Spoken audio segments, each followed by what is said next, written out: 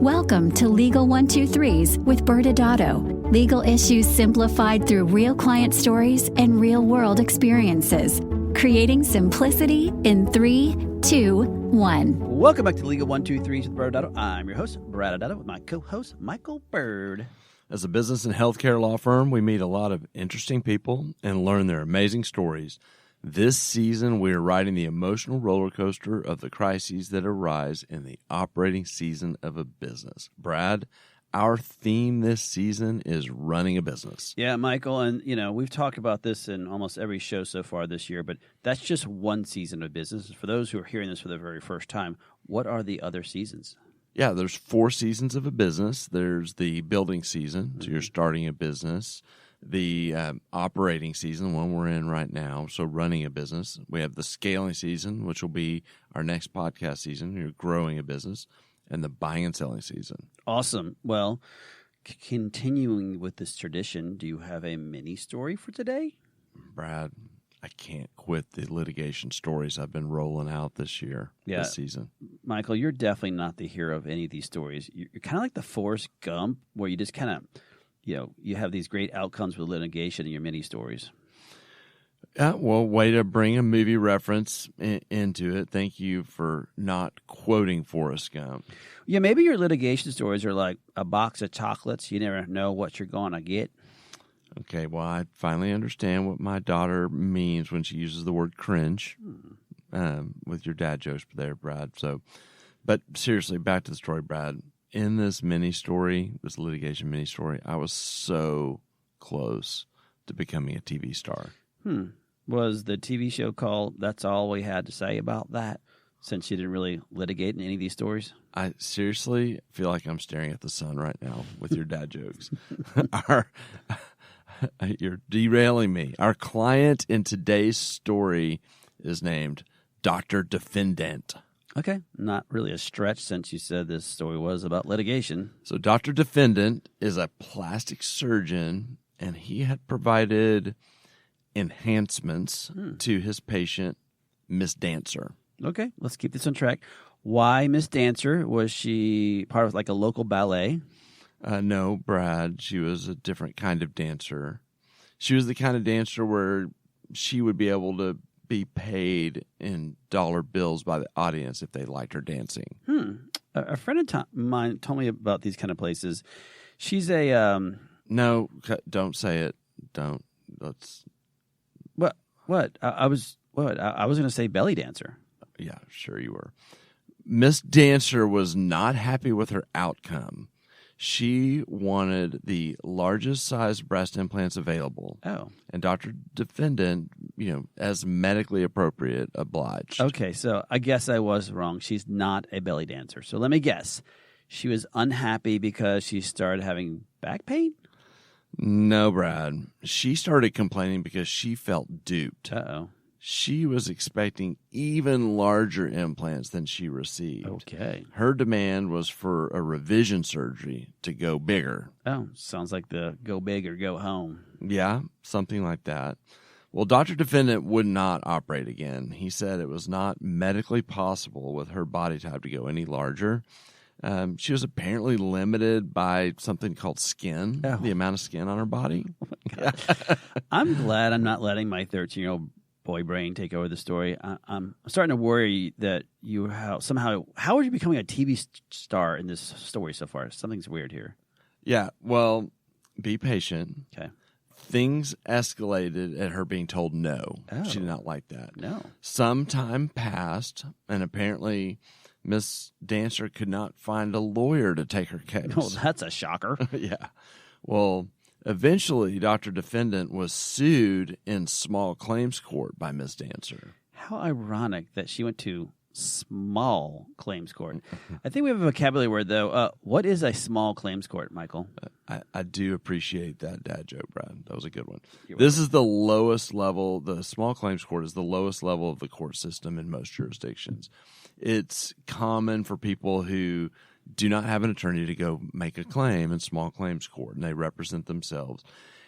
We see it in Texas as an outlet for angry patients more often than you'll see in other states because they have higher upper limits that can be awarded in Texas than in most states. So it's still not rise to the level of, a normal kind of traditional court size or court case, but the small claims court is a vehicle for angry patients in Texas. Yeah, we've talked about, just in general, angry patients, they'll have different ways to get their day, right? One, they could file a lawsuit, or they could report the doctor to the medical board, or they could just go online and leave a nasty review.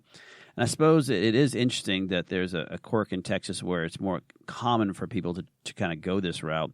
However, I don't see why this is even a mini story. Well, fair observation, other than it's a little interesting with Miss Dancer and why she's complaining. Things got a lot more interesting when Dr. Defendant was invited to litigate this matter on Judge Judy. Brad, this was my chance for fame. Was this after your speeding ticket defense, where you swore that you would stay in your lane? Well, you know the answer. Yes, Brad, it was, because you were here when I got that letter from Judge Judy's team.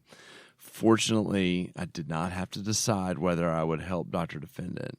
He quickly declined the opportunity to be on the show. Yeah. Nice. I did learn, it was kind of interesting, that I guess Judge Judy, her team monitors small claims filings and look for a story. Yeah.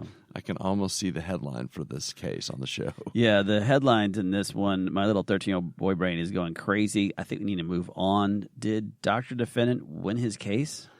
Well, he did have me help. He had me help settle this for a small amount, no pun intended, so that this would not be a distraction to his normal practice. All right. Well, that was a pretty long mini story, but let's jump in today's real story. Okay, Brad. Our client in today's story is Mrs. Sarah. Okay. Why Mrs. Sarah? Well, Mrs. Sarah built her own empire, starting with salons and eventually expanding to build a chain of medical spas. She started with nothing and is now thriving. She reminds me of the story of the Spanx founder, Sarah Blakely. Okay. So what's the business crisis?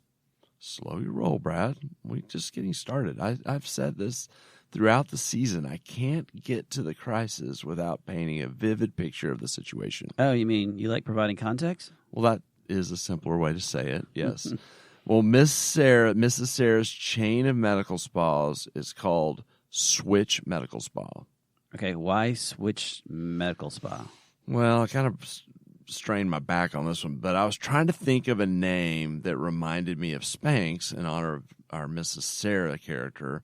And for some reason, when I heard the word Spanx, Switch was the first thing I thought of when I hear that word. Ooh, yeah. Well, Spank does bring back some painful memories from my childhood, but let's keep going with this story. Me too.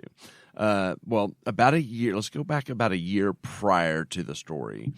Mrs. Sarah had decided to implement a more intentional digital strategy for her marketing, and she decided she wanted to update her website, update her social media channels, and optimize her SEO. Okay. Now, Michael, we have talked about this in other episodes, but for those not familiar, can you define again what does SEO mean? Yeah.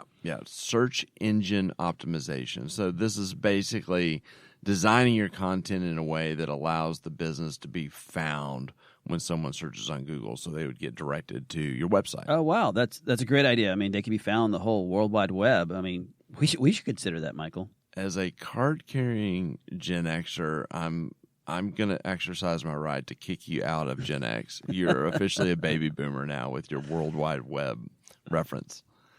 Okay, sorry. Get back to today's story. Okay, all right. Mrs. Sarah was not happy with her website marketing company that she had been using for years since she started her business. They were a local company that helped all types of businesses with all types of marketing. Switch Medical Spa now had 7 locations, so their marketing needs were no longer a great fit. Please tell me, you're talking about the Frank the Tank marketing agency again. Well, I would love that, Brad. That would be fun. But this story is in a different part of the country. So audience members who don't know what Brad's talking about, in a prior episode this season about a marketing company helping with the rebrand, we had Frank the Tank marketing agency. And what Brad's trying to do right now is get us to start talking about the movie Old School again. You're my boy, Blue. Okay, moving forward. Mrs. Sarah started doing her research to find a new marketing company. She was reaching out to her colleagues in the medical spa community for recommendations and trying to see which marketing company had good SEO. She did a little Google searching herself.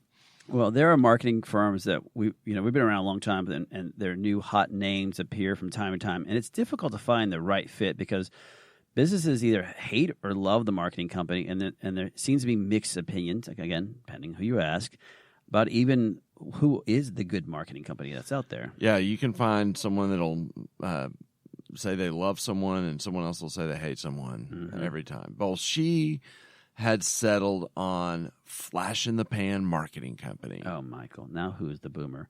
Although it is a clever name, but I'm worried that this will only resonate with some of the older members of our audience. The more seasoned members of our audience.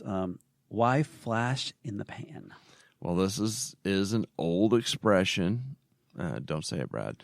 One of the definitions that you can find if you look up flash in the pan is one that appears promising but turns out to be disappointing or worthless. Ooh, that's pretty bad. Does that foreshadow? Yeah, that definitely paints a picture, I think, where we're going. So I want to make sure I'm following. She decided to engage flash in the pan marketing, but a year before our story today? Yes. Okay. Good way to stay on point, Brad. Yes, sir. So Mrs. Sarah made a mistake in this year ago time frame. She did not call me when she decided to sign this agreement. She thought it was a boilerplate contract, and she was anxious to get started. Okay. Well, you raise an important point. Even responsible business owners get in the habit of signing vendor contracts without much thought to it. And we've seen this scenario play out all the time, especially with marketing contracts. Yeah, and with marketing contracts in particular, it's even more tempting to simply sign the contract. Their contracts often look like glossy proposals, shocker, right, from a marketing company. Yeah. And then they just kind of have a signature at the bottom of it. And it kind of feels like the blend of a glossy ad and a purchase order more so than a contract. Yeah, except purchase orders are contracts. Fair. And the typical marketing contract has a ton of provisions that can be problematic if you're not paying attention. So are we finally ready to talk about the crisis, Michael? Yes, Brad. Yes. You were relatively patient today. Thank you. Mrs. Sarah called me with all the emotions to tell me she was trying to switch marketing companies, which was not the emotional part. The emotional part was that flash in the pan would not turn over control of her website. Okay. Now, I'm the one that feels like I need some context here. Can you back up a little bit? Wait, what happened here? Well, you know me, Brad. This is exactly what I said to Miss Sarah. She said that, and my context brain was going crazy. So I started asking those exact same questions. It turns out that Flash in the Pan had terrible results with the SEO, and that Switch Med Spa was being assigned a new marketing representative like every couple of months. Oh, yeah. Well, and audience members who don't know, sometimes this happens where, especially with certain marketing companies, they assign somebody to you, and they're just fresh out of school with fresh ideas, and then like 2.5 months later, the person you've been giving all your information to, they have a new person who's going to work your account. And it just, unfortunately, there's a lot of turnover in marketing companies where you're not getting the results probably. Yeah, you want. I mean, and usually the kind of representatives that's a startup position, and so they're in and out quickly. Right. Well, Mrs. Sarah had started holding back on paying certain invoices that she disputed because the way their contract was set up, just a little context, is that she had a monthly fee that she paid in return for a lot of the SEO stuff. But then she would also hire them for special projects. It might be an ad campaign or something like that. And so she was having a problem with the inefficiency on these special projects from all these different reps. She believed she was getting triple billed for the same work that was never getting completed. Oh, no. She referenced different campaigns that never even came to fruition. And, as a note for the audience, she had not called us when any of this was going down. So this has really festered to a true crisis. Oh, no. This sounds like we're getting into some of that 550 rule issue. And for those not familiar, when we talk about the 550 rule, this means that if you call an attorney up front, you're going to pay them $5 for it to work, but Figuratively. Or it's the $5,000, $50,000 rule. Or you can wait till later, and when it festers, as you said, it's becoming a $50,000 issue. You're right on point, Brad. So Mrs. Sarah eventually had, with all this, had enough, and she was ready to get out. Mm-hmm. And so she was trying to go back to her old marketing company, at least as a placeholder, while she was trying to figure out what to do in the long term. Flash in the Pan had different ideas. They said that they would not turn the website back over to Mrs. Sarah until she paid the $50,000 in disputed invoices that she had not paid, and paid the monthly that was due for the rest of the term, which amounted to like another $70,000. Wow, this is really a 550 rule. I think what we should do next is go into commercial, Brad, and then we'll learn more about the story and what happened and talk about some of the legal implications. Many business owners use legal counsel as a last resort rather than as a proactive tool that can further their success. Why? For most, it's the fear of unknown legal costs. ByrdAdatto's Access Plus program makes it possible for you to get the ongoing legal assistance you need for one predictable monthly fee. That gives you unlimited phone and email access to the legal team, so you can receive feedback on legal concerns as they arise. Access Plus, a smarter, simpler way to access legal services. Find out more. Visit ByrdAdatto.com today. Well, welcome back to Legal 123s with ByrdAdatto. I'm your host, ByrdAdatto. I'm still here with my co-host, Michael Byrd. Now, Michael, this season, our theme is running a business. And we were taking, for good or bad, real stories of our clients and the problems that pop up when you're operating, in the operating season of your business. Now, Michael, Switch Medical Spa was in a bind, it sounds like, based on what you were kind of talking about. When we left for commercial, the website was being really held hostage by flash in the pan marketing, unless they paid, well over $100,000 in disputed invoices. Let's first break down the issues just with the marketing contract. Yeah, there's two big issues. So first, let's talk about how in the world flash in the pan marketing could hold the website hostage. And then second, we'll move on and deal with the second issue, which is discuss this demand for payment for the $70,000 owed under the rest of the term of the contract. Yeah, and I'll take the first one on holding the website hostage. This, in audience member, this is kind of a weird area of law. As a general rule, when you have something like with intellectual property or on the street, IP, on the ownership of that IP, it is initially owned by the worker or the worker's creator. So in this case, if you follow the traditional rules, and that we're calling the website designer, they are the creator of this work.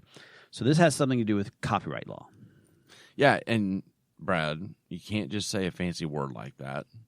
What is copyright law? Oh, good point. Yeah. So U.S. copyright law there's both common law aspects to it or, as we've talked about in other episodes, a way of registering with the United States Patent and Trademark Office, much, again, like the trademarks that we talked about earlier this season. Basically, giving copyright owners certain exclusive rights, okay? For example, the right to reproduce and make copies of their original work, or the right to prepare derivative of their work based on their original work, meaning additional kind of modifications to it, and the right to distribute copies or sell their actual work. And most people think of like maybe their favorite books or movies when they hear a word copyright. But again, this applies to almost any type of really creation. Okay, Brad, that's great and all, but we know that other businesses hire people to help create IP all the time. How does the business still get to own it when that happens? Good point. Now, so generally there's two ways this happens. So the first way is if the work is created by an employee, like your W-2 employee, in the course of his or her employment. Then if that happens, the employer owns the copyright. So that's they're working for you. The second one is if the work is created by an independent contractor, much like today's story with this marketing company, the independent contractor will sign an agreement, often called in the industry like a work for hire or made for hire agreement, or if it's part of the marketing agreement, as you said earlier, the business would confirm that they have a what you call again work for hire language in this agreement. And for audience members, this means that this allows the business to own the copyright and not the independent contractor or the creator. And here's where it's really tricky. So we talk about these marketing agreements, and they're nice and glossy, and they have like little signatures at the bottom. What almost all of them don't have is this magic language. They don't have this work made for hire language.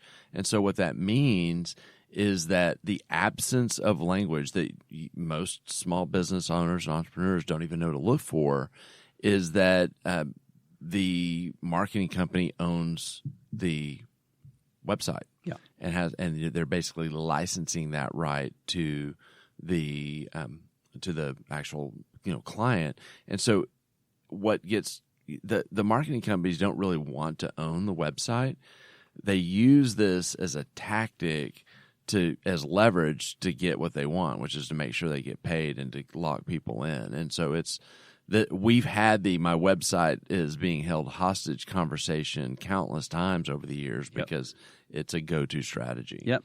Well, Michael, that's the first one, was the website being held hostage. Let's talk about the second issue. How are they demanding the payments of this?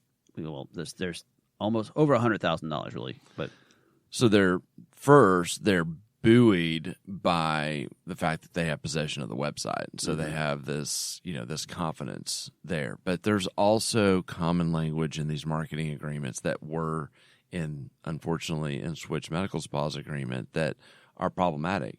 So the termination provisions are really difficult to get out of, and sometimes they don't even exist. So it's not uncommon for a company to sign a 5-year contract, and there's very limited or sometimes no ways to even get out of the agreement. And so you try to terminate, and they're like, fine, but you owe us the rest of the money that's in the contract. And when you say, well, I'm not going to pay that, they're like, fine, I'm going to keep the website. So it all works hand in hand in their strategy. Yeah. And that's an important element for, we talked about holding hostage, but if you can't even terminate an agreement, again, these are the things that the hardest part of these things is when you're hiring someone, you have this trust, and it's all, puppy dog tails and cotton candy because you're super excited about hiring them. But having that person look at that termination provisions is critical. Yeah. And one of the problems, kind of stepping back a little bit, is we notice that small business owners are often quick to sign vendor contracts without seeking legal advice. So what Mrs. Sarah did is super common. In fact, Mrs. Sarah is fantastic at engaging with us on what she believes are the big things, and she's good at it. But the vendor contracts kind of just flow quickly. I mean, they're ready to go. Yeah. They want to do their marketing contract. It's presented. It looks fine. It looks glossy. They just sign it. Let's talk a little bit about some tools that our audience members can at least flag. Like, what's the bare minimum best practices that they should check in a vendor contract? Besides it being pretty? Yes. I actually don't think pretty is that important. Oh, yeah. I was just making... I mean, that's why I partner with you. Oh, right. Oh, yeah, I'm confused by that. Oh. All right. So, the very first thing, obviously, just taking a step back is look at, we've talked about this. Is there alignment of expectations? Do they really outline truly what they're going to do on their behalf and how they plan to do that? So that's the first thing you start kind of going through and trying to see all the duties and obligations that they're going to do inside the contract. So if they're just kind of saying, oh, we're going to do A, B, and C, but it's not in the contract, again, it makes it a little bit harder from an enforcement perspective. But again, we always talk about in any of these any kind of contract, the alignment expectation is critical. The second piece is, and I know this is one that most people overlook, is who's signing it. Are you personally signing it, or is your business signing it? Mm-hmm. And which is the entity that's actually going to be providing the services? So we've seen situations where the wrong entity signed it, and then they don't have control of the entity. So again, who are the parties listed is actually another important element. And a big go-to they'll do, and you'll see this a lot of times with equipment stuff, is they'll just list the name of the person as the party. And so now all of a sudden you've personally signed this vendor agreement, and you're personally liable for it. You're not even enjoying the benefits of it. Yeah. And I love... I'm going to add one more piece to that, which is critical. So even if you have the entity's name listed, so let's going back to Mrs. Sarah's switch is listed, then when she signs, she wants to be signing as the officer or CEO or president. Again, another critical element to prove that she's not doing it in her individual capacity. And I want to double click too on your alignment of expectations. What you'll see a lot of times in these vendor agreements, especially in the marketing agreements, is a surface level description of what's going to happen, but not really double clicking on like what's going to happen, what timeline's going to happen. Like if you're carrying expectations as the business owner on the timeline or the level of detail, you want to get on the same page and oftentimes add that in so that there's clarity. But let me touch on a couple of other areas that you should look at. So you talked about the entities and expectations. You also, if you're looking at a down and dirty vendor contract, you want to figure out how can you get out of the contract. Like you sign on to this, what's the escape clause? And that's usually going to be a termination provision. If you can't find one, that's a pretty good sign that there's not one. And so understanding what kind of notice is required and basically how you can get out. So if it's oftentimes clients think, well, I can get out on 30 days notice. You're like, yeah, your risk is much lower because you can get out if this isn't working. You also kind of hand in hand with that want to look at what are your post-termination obligations if you do terminate. So we mentioned, if you're expected that you have to pay the rest of the monthly payments for the rest of the term, you have these financial obligations that could carry on even though you get out. You have clauses in vendor contracts where you can't solicit their employees a lot of times, or you can't compete sometimes. You'll see non-competes buried in there. And then you might see personal guarantees and other strings attached that you want to make sure you understand go into this if you try to get out of the contract. All good points. Maybe we can take a jump back into our story today, Michael. So what ended up happening with Miss Sarah and Switch Medical Spa and their big dispute with Flash in the Pan marketing? We had intense and emotional negotiations. So we're following the 50 rule, not the 5 rule at this point.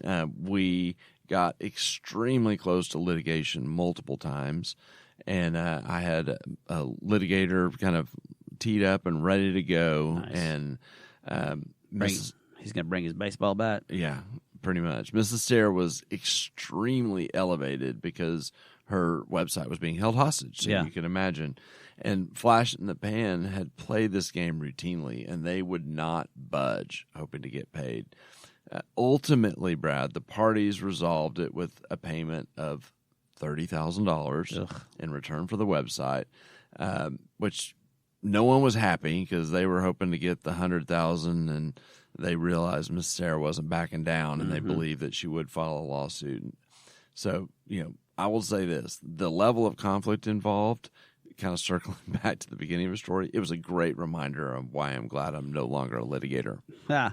Well, and I think, for audience members, Michael said this a little bit earlier, when you have those vendor agreements, a lot of times the marketing people who you have the great relationship with, who are trying to sell you that equipment or sell you the space or sell you their services, they're not always the same people who you end up working with, much less who comes on the enforcement side. So not a fan of just blindly signing whatever that vendor agreement is. Make sure you yourself kind of go through it or reach out to an attorney and make sure they have it.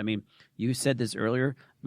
Having a forever contract with no ability to terminate ever, what if you don't do the services? I'm still obligated to pay. Now, of course, you're not, but that's more statutorily than actually, going through it. And so there's a lot of elements that you should just pause. Then going back to our 550 rule of just having someone look at it and refresh it and making sure that you understand what you're getting into. I mean, you and I both know there's been situations where I'm like, look, I know this company.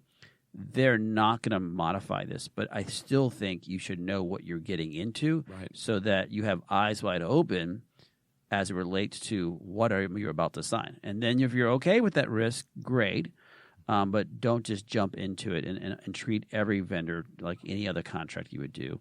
But I think, Michael, we're getting close to the end. What are some of your final thoughts? Well, unless your dream is to one day appear on Judge Judy and you want to help me realize my dream to represent you on Judge Judy, there are some basic precautions that can be taken when you're reviewing any vendor contract. Yeah. Because of the nuances with marketing agreements in particular, these are especially important to not only review, but hire an attorney to help you make sure you're protected. Totally agree. Well, Michael, next Wednesday, we deal with a real-life crisis that happened at an Ivy bar in Texas.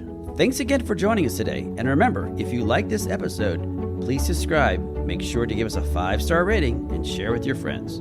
You can also sign up for the ByrdAdatto newsletter by going to our website at ByrdAdatto.com. ByrdAdatto is providing this podcast as a public service. This podcast is for educational purposes only. This podcast does not constitute legal advice, nor does it establish an attorney-client relationship. Reference to any specific product or entity does not constitute an endorsement or recommendation by ByrdAdatto. The views expressed by guests are their own, and their appearance on the program does not imply an endorsement of them or any entity they represent. Please consult with an attorney on your legal issues.